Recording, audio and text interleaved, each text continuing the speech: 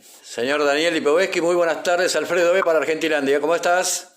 Bien, ¿vos cómo estás? Todo bien, Daniel, todo bien. Primero, muchas gracias por la deferencia para con nosotros. No, por favor, un placer. Gracias a ustedes. Bueno, estamos hablando con el señor Daniel Lipovetsky, ex diputado nacional por Juntos por el Cambio. Diputado de los que hoy ya no hay. Ya nos vamos a meter en el tema de la política. Aparte, ferviente hincha de Boca, como corresponde. Así que, bueno, Daniel, sos un gran analista político y la verdad que es necesario hoy hablar con gente como vos, de la situación que está pasando en Argentina. Bueno, muchas gracias, muchas gracias. Sí, de alguna manera, más que una lista, de alguna manera he participado de un proceso de la política argentina durante tanto tiempo. Eso permite de alguna manera poder tener una visión sobre lo que está pasando, ¿no? Y por supuesto que uno lo analiza con mucha preocupación, sobre todo lo que tiene que ver con la economía, ¿no? Un modelo económico muy parecido a lo que ya vimos en los años 90 en la Argentina, con un dólar muy barato, más allá de la baja de la inflación, que claramente hay que reconocerlo que la inflación bajó, pero con un dólar tan bajo y sin políticas productivas, indefectiblemente eso lleva a pérdida de empleo y a cierre de empresas, que lo estamos viendo hoy. Es un proceso que va lento, por supuesto, porque todos los empresarios se resisten, pero todos hoy están sufriendo la baja del consumo, la baja de las ventas y además afrontando la competencia desleal de las importaciones que vienen muy baratas. Y eso tarde o temprano lleva al crecimiento del desempleo, como pasó en los 90, donde teníamos un desempleo de 2 dígitos y muchísima gente sin laburo, ¿no? Y eso es lo que lamentablemente no ve que es el camino que está pasando hoy en Argentina. ¿Vos crees que, a ver, remontándonos a la época del 90, obviamente la vivimos los dos, tenemos casi la misma edad, yo creo que la diferencia de lo nefasto que fue el gobierno de Menem, obviamente, pero también debemos decir que, por ejemplo, en los 90, yo no me acuerdo si fueron 4 años, 5 años, lo real de la inflación, que era el 1 a 1, era que, por ejemplo, el tipo duró tanto tiempo, pero durante 4 años el pan, por ejemplo, en ese momento salía 1 peso y durante 4 años salió 1 peso. O sea, a pesar de que se estaba destrozando el país, la gente lo bancó mucho tiempo porque, porque la inflación realmente no existía. Después terminó todo por los aires, ya lo sabemos. O sea, esta inflación, que se supone que está en baja, se supone, digo porque la verdad que la realidad no condice con eso. Vamos a decir, Daniel, no condice con eso. El margen de esperanza de la gente debería ser muchísimo menor. Sí, a ver, por supuesto los procesos nunca son exactamente iguales. Este gobierno no es exactamente igual al de Menem. No solamente lo que vos decís, claramente en ese proceso hubo prácticamente inflación a casi cero, y además hasta hubo momentos de deflación, de baja de precios, en los 90, y hoy no está pasando, y sin lugar a dudas todas las cosas siguen aumentando. Te diría que además, por supuesto que el índice que muestra el INDEC es un índice que más allá de que si está ajustado o no, si es correcto o no, refleja algunas cosas que no aumentan, pero no tiene incidencia en cosas que sí han aumentado mucho. Bueno, el mejor ejemplo es el transporte, todo lo que ha aumentado en los últimos meses. Y la gente lo que ve es que todas las cosas aumentan. Y además, claramente en ese momento no había un techo a las paritarias, como hoy la hay, una decisión claramente del gobierno de poner un techo a las paritarias y del 1%. Los trabajadores todos los meses pierden frente a la inflación, ¿no? Porque por más que haya negociado una paritaria del 1%, lo mínimo que hemos tenido de inflación en este año, en 2025, cada mes es un 3%. Entonces, todos los meses el salario perdió un 2%, con lo cual, claramente, todos los meses vos vas perdiendo y vas quedando, cada vez llegas a menos días del mes con tus ingresos. Pero además de eso, el gobierno de Menem era un gobierno que de alguna manera tenía cierta empatía hacia los sectores más populares, más allá de que la política económica fue desastrosa, como bien lo decías, cosa que este gobierno de ninguna manera lo tiene, y por lo tanto, sin lugar a dudas, uno ve que la paciencia de la gente va a ser mucho menor que la que fue en ese proceso. En los 90, claro. Sí, yo lo dije, obviamente, sin defender el nefasto gobierno de Menem, ¿no? Obvio. Estaba claro, haciendo se entendió. Una pequeña comparación. Llevándote un poquito más allá, sos un gran analista político, Daniel. En su momento, y que quiero pararme en lo que realmente está pasando hoy, que, a ver, yo ya no hablo de gravedad, ya hay cosas que se extralimita el gobierno, que es, por ejemplo, el Garrahan. yo quiero preguntarte, vos pertenecés a, no sé cómo estás hoy, no sé qué relación tenés con Macri, pero en su momento, Juntos por el Cambio, el gobierno, a ver, hay una parte, esto también para información para la gente, una parte del Garrahan lo financia una gran parte el Estado Nacional, pero una pequeña parte de esa la financia la ciudad de Buenos Aires. ¿Esto es así?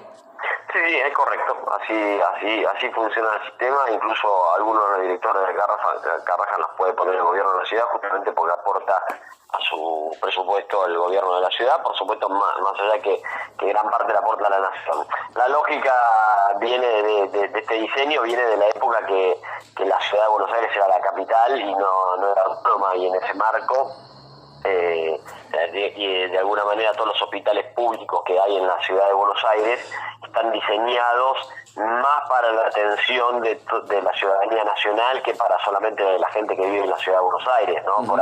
Si vos te pones a ver, la ciudad de Buenos Aires es una ciudad que tiene 3 millones de habitantes y tiene una gran cantidad de hospitales públicos que sobran, te diría, frente a la cantidad de gente que vive, pero tiene esa cantidad porque están pensados para atender no solamente a la gente que vive en la ciudad de Buenos Aires, sino a la gente del interior del país, ¿no? Y a ver, siendo así, y siendo que también tiene una pequeña injerencia a la ciudad de Buenos Aires, ¿por qué nadie del gobierno de Jorge Macri sale a hablar sobre esto que está pasando en el Garrahan? A ver, el hospital, si bien es nacional y todos sabemos la importancia, pero bueno, está ubicado en la ciudad de Buenos Aires, pero no veo nadie del gobierno de Macri, de Jorge Macri, que salga a hablar o a repudiar, porque en definitiva, si tienen una pequeña porción de que se tiene que hacer cargo del Garrahan, bueno, a ver, también tienen una pequeña parte de responsabilidad, creo yo. Sí, bueno, en realidad no salen a hablar porque de lo que hemos visto que el PRO se ha entregado totalmente a las políticas del gobierno de la Libertad Avanza. Yo te lo puedo decir yo, que soy fundador del PRO, estoy en el 2003 en ese espacio. El PRO se ha entregado, se ha arrodillado ante el gobierno, lo hemos visto durante todo defendiendo cosas realmente indefendibles, como por ejemplo sosteniendo los vetos a la ley de financiamiento universitario y a la ley de movilidad jubilatoria y oponiéndose a la formación de una comisión que investigue el escándalo de la estafa de Libra, que hizo el presidente, que participó el presidente. Por lo tanto, el PRO no sale a hablar como no sale a hablar de casi ningún tema, y a mí realmente uno le entristece, porque en definitiva muchos de los valores fundacionales del PRO no son los valores fundacionales de la Libertad Avanza, ¿no? A ver, hemos visto muchos dirigentes que durante el kirchnerismo se rajaron las vestiduras, por ejemplo, con la ley de medios, con lógica, y ahora se callan la boca cuando el gobierno ataca a los periodistas todos los días. Ya también le dice que hay que odiarlo, ¿no? Hay que odiarlo más aún. O hemos visto a dirigentes del PRO decir que son defensores de la educación pública y después, por supuesto, votarle a favor del veto a la ley de financiamiento universitario. O hemos visto a dirigentes decir que son defensores de la salud pública del PRO y ahora callarse la boca con el ataque hacia el Garrahan. Bueno, en definitiva lo que estamos viendo es dirigentes que en definitiva no tienen ni idea, sino que lo que les importa es estar cerca del poder y por lo tanto, por estar cerca del poder, son capaces de defender cualquier cosa y callarse la boca ante situaciones muy graves. Bueno, no es mi caso y por lo tanto, como preguntaba dónde estoy, por supuesto que yo no integro el PRO que es mileísta o filomileísta o socio no querido del mileísmo, ¿no? Ni los que se fueron a Libertad Avanza, ni los que no se fueron pero que hoy defienden al gobierno de Milei. Yo creo que los valores del PRO son los fundacionales, son distintos y por lo tanto trabajo para la construcción de una alternativa, como lo concretó de alguna manera hace reír la reta en la ciudad de Buenos Aires y esperemos poder concretarlo también en la provincia de Buenos Aires, ¿no? ¿Crees que, mira, me metiste justo en un tema que te quería preguntar, con respecto a lo que fueron las últimas elecciones, que son absolutamente, para mí, las elecciones fueron casi, te diría, contrafácticas, porque al no votar el 50% de la gente, de ese 50%, si el 20% hubiera votado a la reta, bueno, nada, las cosas hubieran sido de otra manera. Esto es real. O sea, es una incertidumbre lo que pasó en las elecciones. Vos que fuiste, como decís vos bien, fundacional del PRO, o sea, conocés cada uno de los actores principales del PRO, de la mayoría que hoy se pusieron la camiseta violeta. Y hablo principalmente de Ritondo, de Santilli, de Juez, qué sé yo, te podría hablar de mucha gente. ¿Qué sentís, Daniel, hoy con esto? ¿Qué se siente un político? Hoy hablando de un político que, sin hacer verticalismo, me acuerdo yo perfectamente, con Juntos por el Cambio, recuerdo, por ejemplo, tus debates por el tema de la ley del aborto. O sea, que cuando vos pensaste algo distinto, fuiste y lo dijiste, y debatiste. O sea, no te quedaste con el verticalismo de decir está todo bien porque ellos piensan así. Entonces eso me parece muy elogiable viniendo de un político, ¿no? De un político de los que hoy se cree que la mayoría son la casta. ¿Cómo se siente una persona que fundó este partido, que tenía una visión de las cosas, la honestidad intelectual para sostenerlas, y hoy se ve que todo esto se fue al demonio? O sea, para colmo se ubican en el peor de los lugares. Estamos hablando del lado de Milei. Sí. Mira, yo no hago política para tener un trabajo. Soy abogado, ejerzo mi profesión, por lo tanto, de alguna manera, para tener que estar cerca del poder, milito desde que tenía 15 años o 14.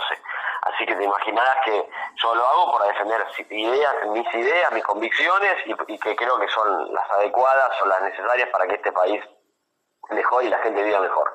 Por lo tanto, no las voy a cambiar por estar más cerca o más lejos del poder. Y cuando uno ve a otros dirigentes que hacen lo contrario, y que de alguna manera uno tenía cierto respeto hacia algunos de ellos, porque compartimos muchos años de trabajo en conjunto en el espacio, y la verdad que uno se siente decepcionado, sin lugar a dudas.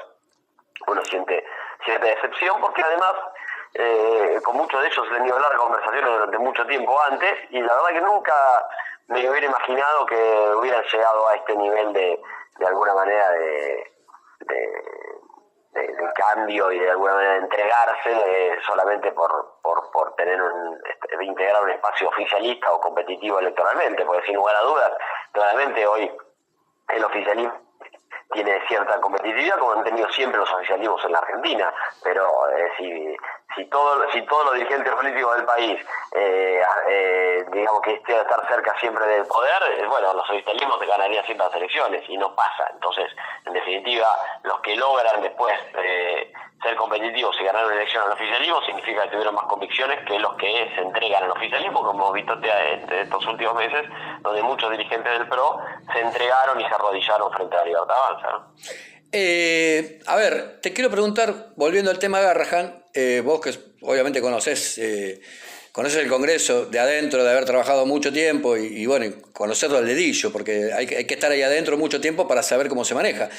¿El Congreso puede actuar? Digo yo, en un caso hipotético que ya sabemos, de vuelta con lo mismo, los diputados, los senadores que están, entregadísimos, pero legalmente o constitucionalmente, ¿el Congreso podría meterse en este tema de defender el Hospital Garrahan contra el Ejecutivo, cuando el Ejecutivo, por ejemplo, se mete con algo que es casi es siniestro, ¿no? Porque es siniestro lo que está pasando en la Garrahan.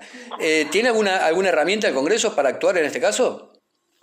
Sí, tiene. Lo que pasa es que claramente, como bien vos decías, todas las cosas que el Congreso las puede hacer si tiene los votos para hacerlo. A veces a la gente le cuesta entenderlo y dice, bueno, pero ¿por qué no hacen nada? Bueno, porque en definitiva, para poder hacer algo, en el Congreso es un cuerpo colegiado, hay 257 diputados, 72 senadores, tenés que tener la mayoría de ambas cámaras para poder tomar una decisión que de alguna manera tenga impacto. Por supuesto que si se consideran los votos, el Congreso puede hasta sacar una ley para otorgarle un fondo de emergencia de Garrahan, sin lugar a dudas, eso lo puede hacer. ¿Eso lo puede hacer el Congreso? Sin lugar a dudas, el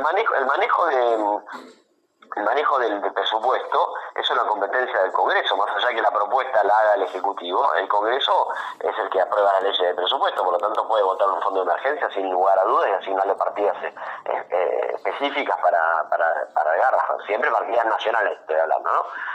Así que el Congreso puede actuar, pero claramente tú vas a actuar si tienen los votos, y para que tengan los votos hay que juntar los consensos, debería haber espacio político que hoy parece que de alguna manera coquetea con el gobierno, no dejar de coquetear como parte del radicalismo, lo hemos visto lamentablemente, y por supuesto el PRO que ya hablamos, pero si eso ocurriera el Congreso podría intervenir, y la verdad que lo debería hacer, ¿no? El Garrahan es el hospital pediatría modelo de la Argentina, cuántos niños argentinos se han salvado la vida, los médicos del Garja. La verdad que uno se siente una impotencia, una bronca con esta política del gobierno, que no nos sorprende, ¿no? Pero vos fíjate, ¿no? En realidad ellos no dicen, no, nosotros defendemos las ideas de la libertad. En realidad ellos defienden las ideas de la perversidad. Son perversos con el fin de alguna manera de objetivos macroeconómicos. Son capaces hasta de destruir el hospital de niños más importante que tiene nuestro país, ¿no? Qué buena frase la que dijiste, ¿eh? Sí, de la perversidad, esa es la palabra correcta, perversidad. Cambiando de tema y sin querer sacarte mucho tiempo, Daniel, de vuelta agradecido por este tiempo. Un placer. ¿Cómo es? No es tu espacio, obviamente, pero en algunas charlas que te vi, en algunas cosas tenías algún tipo de coincidencia. ¿Cómo ves el peronismo hoy? Sí, vengo del peronismo, en realidad. Yo empecé a militar hace muchos años en el peronismo. Después, por supuesto, trabajé muchos años con Antonio Cafiero, que fue mirá, no sabía eso. Sí, un gran dirigente. Sí, trabajé muchos años con él. Te diría cuando era muy joven, con toda la etapa de Cafiero senador, estuve al lado de él y la verdad que me aprendí un montón. Además, por supuesto, aprendí mucho del peronismo porque fue uno de los hombres que fue el ministro más joven de Perón, imagínate, en los 50, Antonio. Muy recordado por mí siempre. Pero bueno, después me alejé, por supuesto, cuando vino la crisis del 2001 y en definitiva yo responsabilicé también, más allá de la responsabilidad que tuvo el gobierno de la Rúa, también el peronismo fue parte de eso, el peronismo, digamos, y por lo tanto ahí es donde empecé el camino de Perón. Más allá de eso, siempre tengo vínculo con muchos dirigentes peronistas, sobre todo peronistas, no hablando kirchneristas. Y hoy veo un espacio con muchos problemas, que realmente viene de gobernar el país del 2019 al 2023 muy mal, con un gobierno que fue realmente un desastre como el de Alberto Fernández, y que en definitiva hoy no tiene un rumbo definido y que además de alguna manera todavía sigue siendo conducido por Cristina Fernández de Kirchner, que más allá de la importancia que ha tenido en la historia de nuestro país, que no puede negar, 2 veces presidente, 1 vez vicepresidenta, creo que de alguna manera no deja crecer a otros dirigentes que son los que hoy me parece que desde el punto de vista de generacional deberían hoy tener la posibilidad de liderar ese proceso. Mientras no se resuelva esa interna entre los cristinistas y los no cristinistas, creo que el PJ va a tener serios problemas para poder convertirse en una oposición importante hacia el gobierno. Por eso yo creo que el camino es construir otra alternativa, ¿no? Que no sea ni kirchnerismo ni mileísmo, y en eso me parece que hay muchos espacios para hacerlo y que sumar gente de todos los espacios y tratar de proponer en esta elección que viene, tanto a nivel nacional como en la provincia de Buenos Aires, una propuesta distinta a la ciudadanía, que piense que crea que hay que hacer cambios en la Argentina, pero que los cambios que sin lugar a dudas no son los cambios que está haciendo Milei, ¿no? ¿Qué es lo que viene para Daniel Lipovetsky en la política? Bueno, la verdad que vengo de trabajar mucho con Horacio en la campaña, muy contentos en Cava, pero bueno, soy platense y por lo tanto también trabajo en mi ciudad, en La Plata, y ahora se nos viene un gran desafío, que es la elección del 7 de septiembre, que es una elección seccional. Vos sabés que la provincia de Buenos Aires está dividida en 8 secciones, una de ellas es La Plata, en la ciudad de La Plata, y bueno, estamos trabajando para justamente construir una alternativa. Este miércoles que viene, dando casi una primicia, vamos a lanzar ese espacio junto al radicalismo, parte del PRO que yo integro, la coalición cívica, el GEM y el socialismo. Vamos a lanzar ese espacio en la ciudad de La Plata para de alguna manera presentarnos en sociedad, y seguramente vamos a hacer una propuesta electoral en la elección del 7 de septiembre.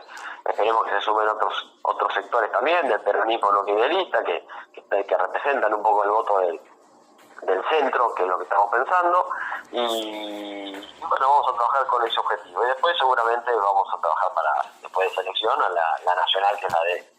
¿Cuándo es, Daniel, para repetirlo, para que la gente lo entienda, me parece muy interesante? ¿Cuándo es el lanzamiento me decís?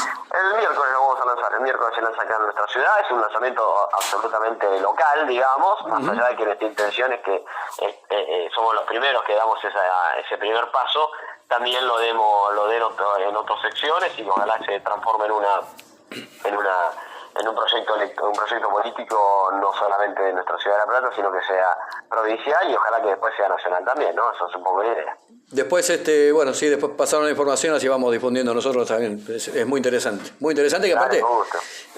aparte es bueno cuando empiezan a converger las uniones entre distintos partidos. Eso es lo que se necesita realmente. Es lo que se necesita realmente en la Argentina. Que... Así es, mira, nosotros venimos trabajando con los dirigentes que de La Plata que integran todos estos espacios ya hace un año y medio. Tenemos una relación personal muy buena de trabajo en conjunto en el Consejo Deliberante y también en la política platense. Vemos con preocupación la gestión del intendente actual, Julio Lac, así como también veíamos la preocupación de la gestión anterior, así que creemos que la ciudad necesita mejorar, es la capital de la provincia de Buenos Aires, la provincia más importante del país, y realmente necesita recuperar el brillo que supo tener nuestra querida La Plata, así que vamos a trabajar para aportarle a los vecinos la posibilidad de que puedan acompañarnos seguramente en la elección del 7 de septiembre. Eso es excelente. Si tendría la oportunidad mañana te aparece, viste que frotás una lámpara, te aparece Aladino y te dice, mira, tenés 2 opciones de acá en adelante para la vida. ¿Ser intendente de La Plata o ser presidente de Boca? ¿Cuál elegís? Qué buena pregunta. Creo que presidente de Boca. Pero bueno. Boca bueno, obviamente es una pasión y la verdad sufro mucho con la situación actual, pero bueno, en mi club lo amo con toda mi alma. Voy a la cancha todos los partidos, toda la semana que jugamos de local, así que sí, me encantaría ser presidente de Boca. Pero bueno, ahora para eso la elección en Boca falta muchísimo todavía, lamentablemente hay que esperar, pero ahora trabajaremos con el objetivo inmediato que son las elecciones. Primero lo primero, bueno, pero soñar, ¿viste cómo es? Soñar no cuesta nada. Exactamente. Y ¿sabés qué pasa? Cuando también en Boca tenemos que pensar que también hace falta una renovación. De todo, de todo. Sin lugar a dudas también, exactamente, necesito una renovación, realmente la gestión actual es mala, realmente presidir Boca es muy difícil, no es para cualquiera, hay que estar preparado. Boca es como si fuera, te diría, si lo querés comparar, como si fuera casi como gobernar una provincia grande de la Argentina, y por lo tanto hay que estar preparado para eso. Me parece que la gestión actual no estaba preparada para eso y es lo que estamos viendo, ¿no? Un presidente que gobierna con caprichos, y un club como Boca no se puede gobernar así. Y bueno, cuando pasa eso, mira, cuando la cabeza falla, después lamentablemente en general falla todo, está incluido lo deportivo, que muchas veces ni siquiera depende tanto de la gestión del presidente. Por lo tanto, la base de los clubes que les ha ido bien en sus gestiones institucionales, después siempre tienen su correlato en irle bien en lo deportivo. En el caso de Boca nos va mal en lo institucional, por supuesto también lamentablemente nos va mal en lo deportivo. Más allá de que uno siempre quiere que más allá de todas las especulaciones. Bueno, a ver, hay una revancha inmediata, muy difícil, pero bueno, hay una revancha inmediata. El Mundial de Clubes, qué sé yo, es una revancha inmediata. Vamos a ver. La esperanza nunca se pierde. Nunca se pierde. Lamentablemente nunca se pierde. Sí. Una zona muy difícil, con grandes equipos. Recién acabo de ver la final de la Champions entre el Inter y el PSG. Fíjate que el PSG le ganó 5-0 al Inter, hizo 5 goles. Terrible. Grandes equipos en Europa, con grandes jugadores. Es muy difícil para equipos como Boca, que además vienen funcionando mal, que podamos ser competitivos. No sé, que ahora le ponemos una cuota de esperanza a la gestión de Russo. Sí, ojalá que le vaya bien. Ojalá que le vaya bien. Sí, igual nosotros estamos, bueno, sabes que nosotros producimos un programa de Boca y estamos armando también toda esta historia del Mundial de Clubes, así que bueno, ojalá que todo vaya bien y bueno, una luz de esperanza, porque es la última luz, Es la última luz. La esperanza al último se pierde, pero bueno, yo creo que hay que hacer cambios, claramente el jugador que ya ha cumplido su ciclo y realmente hay que hacer algunas incorporaciones. Realmente hay incorporaciones que han sido inexplicables en Boca, una por supuesto que es Velasco, en mi opinión, y otra es Belmonte, pero bueno, y no haber traído un central para reemplazar a Marco Rojo cuando se lesiona, lo expulsan como suele hacerlo, y son cosas inexplicables. Haber gastado tanto dinero en algunas cosas y no haber pensado en otras, me parece que es un grave error que ahí sí tiene que ver justamente con lo dirigencial, ¿no? Eso tiene que ver con lo dirigencial. Daniel, la verdad que es un placer y un gusto charlar con vos. Es bueno hablar con políticos de raza, de verdad lo digo, no es por quedar bien con el entrevistado, pero es bueno hablar con políticos con las ideas claras, y que tiene que decir lo que tenga que decir, lo dicen. Como hablamos de los panqueques que se pasaron al otro bando. Entonces, La cena panqueques soy, mamita, ¿cuántos panqueques han comido? Dulce leche todavía, Dios mío. Por eso te digo, Dani, la verdad que... mucho. No, la verdad que agradecidos por tu tiempo y bueno, seguramente vamos a estar charlando, queda mucho por hablar de política y bueno, y también un poco de hablar de Boca, siempre es importante. Así que... Dale, a disposición, cuando quieras. Te mandamos un gran abrazo, Daniel, gracias por el espacio. Abrazo grande, gracias, chao.